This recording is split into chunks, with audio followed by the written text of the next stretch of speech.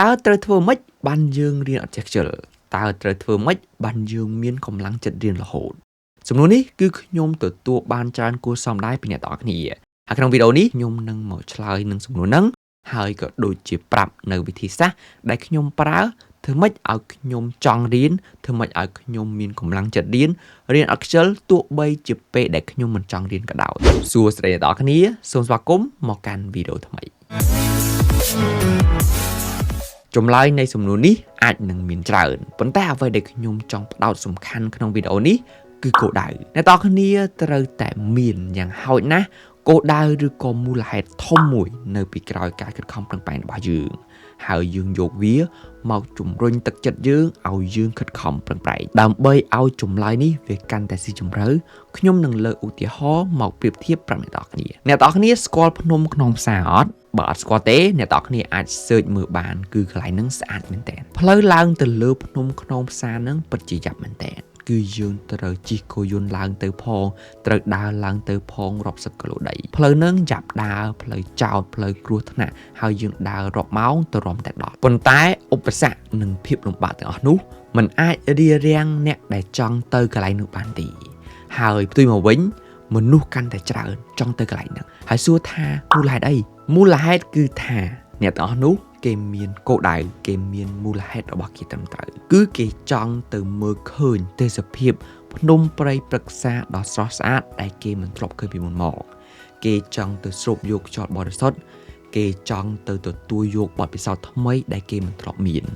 គេចង់ទៅផ្ដិតយករូបភាពដ៏ស្រស់ស្អាតទាំងអស់នោះដើម្បីបង្ហោះដើម្បីបង្ហាញអ្នកដទៃអីចឹងទៅនៅពេលដែលគេមានគោលដៅច្បាស់លាស់ហើយគេឡើងទៅលើភ្នំហ្នឹងគឺគេអត់ខ្លាចហត់គេអត់ខ្លាចបបាក់គេអត់ខ្លាចឧបសគ្គហើយគេមិនងាយបោះបង់ទេព្រោះថាគោលដៅរបស់គេគឺជាអ្នកជំរុញលើកទឹកចិត្តគេឲ្យខិតខំប្រឹងប្រែងជំនះរាល់ឧបសគ្គជំនះរាល់ភាពលំបាកហើយគេក៏មិនមានអារម្មណ៍ថាខ្ជិលក៏មិនមានអារម្មណ៍ថាខ្ញុំអត់ចង់ឡើងទៅលើនឹងទេគឺអត់ទេហើយសួរថាមនុស្សទាំងអស់នោះគឺជាអ្នកដែលឧស្សាហ៍មែនអត់ចម្លើយគឺថាមិនមែនអ្នកទាំងអស់នោះសុទ្ធតែជាអ្នកឧស្សាហ៍ទេ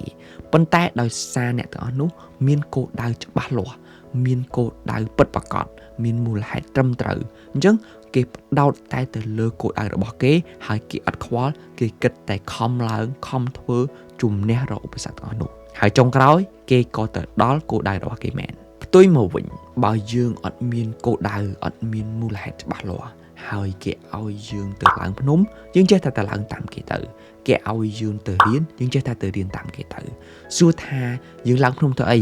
យើងទៅរៀនធ្វើអីគឺយើងអត់ដឹងទេគេឲ្យយើងធ្វើអញ្ចឹងយើងចេះតែធ្វើតាមគេទៅអញ្ចឹងនៅពេលដែលអ្នកទាំងអស់គ្នាជួបឧបសគ្គអ្នកទាំងអស់គ្នាប្រកាសជាអត់មានកម្លាំងចិត្តក្នុងការបន្តទៅមុខទៀតទេព្រោះថាផ្លូវឡើងភ្នំហ្នឹងវាអត់ស្រួលទេហើយយើងទៅរៀនរាល់ថ្ងៃហ្នឹងគឺវាអត់សប្បាយទេនៅពេលដែលអ្នកទាំងអស់គ្នាជួបឧបសគ្គអ្នកទាំងអស់គ្នាប្រកាសជាបោះបង់ហើយឧបសគ្គតិចតួចអ្នកទាំងអស់គ្នាខ្ជិលខំខ្ជិលតស៊ូយ៉ាងច្រើនណាស់អ្នកទាំងអស់គ្នាខំតិចប្រឹងប្រែងតិចប៉ុន្តែនៅពេលដែលឧបសគ្គហ្នឹងវារៀងពិបាកជាងនឹងតិចវារៀងខ្លាំងតិចចុងក្រោយអ្នកទាំងអស់គ្នាប្រកាសជាបោះបង់ហើយព្រោះអីព្រោះថាយើងអត់ដឹងថាធ្វើអានឹងដើម្បីអីផងខិតខំប្រឹងប្រែងដើម្បីអីផងវាអត់ដឹងថាបានប្រយោជន៍អីវាបានការអីវាមិនមែនជាព្រះមេដារបស់យើងផងអញ្ចឹងនៅពេលដែលយើងជួបឧបសគ្គបន្តិចតួចយើងអត់ខិតខំប្រឹងប្រែងទេយើងបោះបង់ចោលហើយគឺយើងអត់មានកម្លាំងចិត្តក្នុងការបន្តទៅមុខទៀតទេឧទាហរណ៍ថាបើយើងទៅរៀនរាល់ថ្ងៃហ្នឹងគឺយើងមានគោលដៅ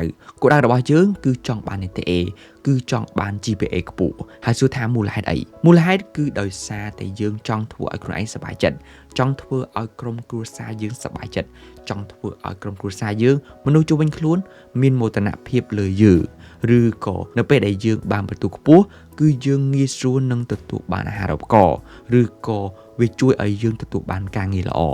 ឬក៏វាជួយឲ្យក្រាស់របស់យើងចាប់អារម្មណ៍លើយើងអីចឹងទៅមូលហេតុអីក៏ដោយអ្នកទាំងអស់គ្នាត្រូវតែមានហើយយកវាមកជំរុញលើកទឹកចិត្តយើងឲ្យយើងខិតខំប្រឹងប្រែងធ្វើអត់ចេះហត់ធ្វើអត់ចេះខ្ជិលអញ្ចឹងបានថាវាពិតជាពិបាកខ្លាំងមែនតែនក្នុងការឲ្យយើងមានកម្លាំងចិត្តទៅធ្វើរឿងអីមួយទៅជំនះរាល់ឧបសគ្គផ្សេងៗនៅពេលដែលយើងមិនមានគោលដៅច្បាស់លាស់ដូច្នេះសរុបមកវិញលុះត្រាតែយើងមានគោលដៅឬក៏មូលហេតុច្បាស់មួយនៅពីក្រោយការខិតខំប្រឹងប្រែងរបស់យើងត្រូវដឹងថាម៉េចបានយើងខិតខំប្រឹងប្រែងធ្វើរាល់ថ្ងៃហ្នឹង យើងត្រូវដឹងថាម៉េចបានយើងទៅរៀនរាល់ថ្ងៃហ្នឹងយើងត្រូវដឹងឲ្យច្បាស់ហើយយើងយកវាមកធ្វើជាអ្នកជំរុញលើកទឹកចិត្តយើងឲ្យយើងធ្វើខិតខំប្រឹងប្រែងដោយអត់ចេះហត់អត់ចេះខ្ជិលយកភាពដែលយើងចង់សម្រេចគោលដៅមួយហ្នឹងមករំលឹកយើងមកជំរុញយើងមកលើកទឹកចិត្តយើងឲ្យយើងខិតខំប្រឹងប្រែងអស់ពីសមត្ថភាពទៅធ្វើកិច្ចការទាំងអស់នោះទោះបីជាពេលខ្លះយើងមិនចង់ធ្វើយើងមានអារម្មណ៍ថាខ្ជិលក៏ដោយយុទ្ធសាស្ត្រមួយនេះវាគឺជាអ្នកជំរុញខ្ញុំវាគឺជាអ្នកលើកទឹកចិត្តខ្ញុំឲ្យខ្ញុំខំរៀនរហូតខ្ញុំទទួលបានលទ្ធផលល្អទាំងក្នុងវិទ្យាល័យ